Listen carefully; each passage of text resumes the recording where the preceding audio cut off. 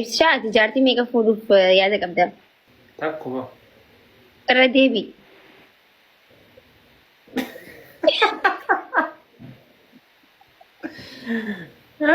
Ammaa simbira deemnu mee?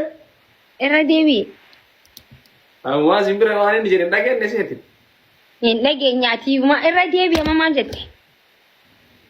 Takkittii fura takkittiin sunus hima. Baate. Ijoollee meeqa feetaa?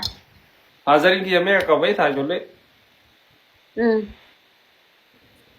Ijoollee 13 moo 14 qaba. Jechuun haadhuma takka irraa moo? Ayi takkaa miti. Haadha 3. Naati abbaa keetitti ba'uu barbaaddaa? What? Jaartii moo amalaan? Jaartii malee. Maal jedhan beektaa duraan naanguddoon maalii waytu nu eebbisan? Ilma abbaa fakkaatu ta'ii, ilma abbaa dhaalu ta'ii, ilma abbaa caaltufaa ta'ii jedhan.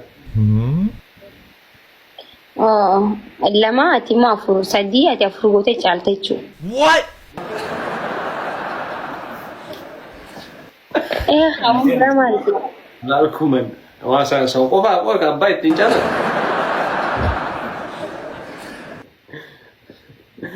Mataarra bishaan naa danfistuu fi isin afur afur jajjabbanasi.